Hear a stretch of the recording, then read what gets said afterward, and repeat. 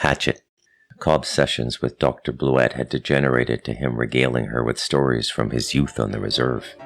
Dr. Bluett couldn't get enough of the Indian lore. He had already told her about his mother, her abandonment of him, and her subsequent death from a life lived in the craving of death. Dr. Bluett was extremely sympathetic. In Cobb, she found the fulfillment she had always craved from her profession. She could take her medicine into another world, a world like native Canadian culture, and she could heal. Cobb took none of the drugs she prescribed. He sold them all on the street. Every second session or so, Dr. Bluett would ask how the medication was working. Cobb would shrug his shoulders and say he still felt a little bit down, or unable to sleep, or prone to bursts of anger. And for these symptoms, there was always a prescription. On top of the prescriptions Dr. Bluett wrote, Cobb got more drugs by tearing a few sheets off her prescription pad every time he was left alone in her office for a minute or two. He had mastered her script and could forge her signature so well she probably wouldn't be able to tell the difference. On this day, this session, Cobb was telling Dr. Bluett about the work he and his grandfather used to do during the bear hunts. "It's usually an American," Cobb said with a sardonic drawl and a wink. Dr. Bluett disliked Americans, and Cobb was not above playing to a person's preferences. "I mean, they talk about guns and being armed, but all we wanted on the reserve was for them to learn how to shoot." Dr. Bluett laughed a little laugh. She was sitting at her desk, her head resting against one of her palms, a big smile on her face. She was entranced. She looked forward to her meetings with Cobb. "Me and Grandpa, we would never get word of a wounded bear until a couple hours after dinner.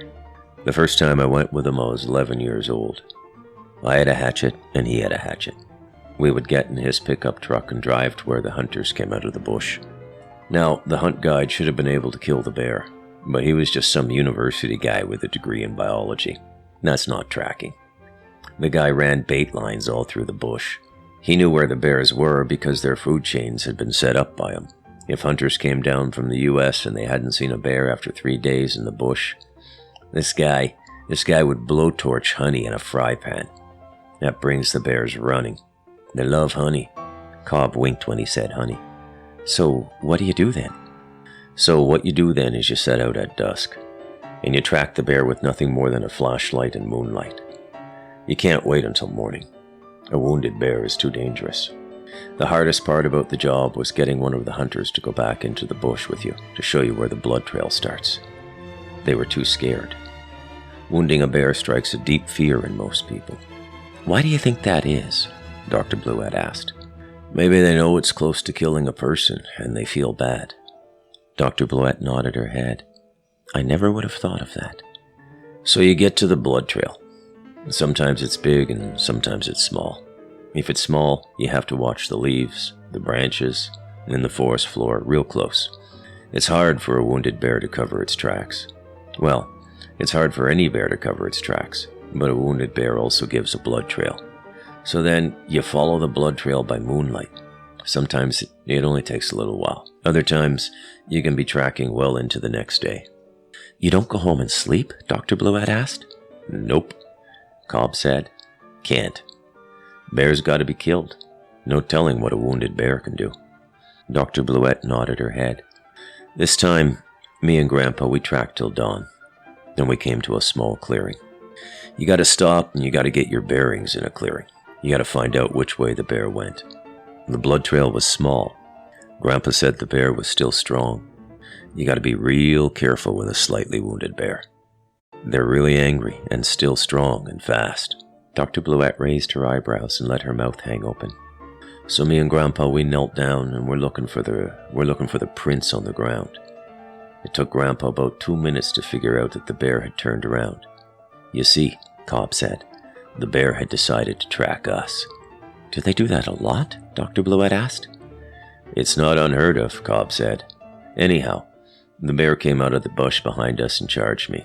Now, I was only 14 at the time." "14 years old," Dr. Bluett repeated. "Yeah, 14. Anyhow, the bear, it came at me. And the last thing I remember, it was seeing those two eyes. They were so, I don't know, like so human." "What happened?" Dr. Bluett asked. "My grandfather, he told me that the bear swiped at me. I was thrown about 10 feet against a tree. It was a big bear, more than 400 pounds. You were knocked unconscious? Dr. Bluett asked. Yeah, but I got my hatchet into its heart before it hit me. Grandpa came in and gave it the finishing blow. Well, why wouldn't you take a rifle with you? Grandpa thought it wasn't a fair way for a noble creature to die. And because they charge and you don't have time to get a rifle shot off. My God, I don't know what I would do if a bear ever charged me. You'd do what you had to do, Cobb said. It's in you. All the really important stuff is just in us. Doesn't have to be taught. Dr. Bluett smiled and looked at her watch. Well, that's about it for today, Randall. How are you feeling? I got angry with my boss the other day. I wanted to tear his head off. Well, what did he do? Dr. Bluett asked. He had a better lunch than me. Excuse me? He had a meatball sub his wife made. I just had processed cheese slices on white bread. I see, Dr. Bluett said. Are you still taking the Zolfax? Yep. And the sedatives? Yep. I see, Dr. Bluett said. She wrote out a prescription and handed it to Cobb. Try this too, she said. Thanks, Cobb said. Your parole is concluded in a few months, Randall. If you want to continue your work here, I can arrange it, no expense to you. I'll see what Patty says. Dr. Bluett smiled. You two have become quite close, haven't you? He really cares, Cobb said. I know, Dr. Bluett said. They tried to get rid of him a few years ago. One of his wards told Canada Corrections he was drunk at every meeting. He's like a wounded bear in the justice system, Cobb said. Dr. Bluett laughed out loud. Oh my God, Randall, that is so rich. Cobb smiled. He was pleased with himself. He remembered something else and reached into his back pocket. Here's your weed, he said. He tossed a bag of marijuana on her desk. Oh, crap, Dr. Bluett said. I forgot to go to the bank. Will you take a check? Just pay at our next meeting in 2 weeks. You won't come after me with a hatchet, will you? They both laughed aloud, said their goodbyes, then Cobb left. End of chapter.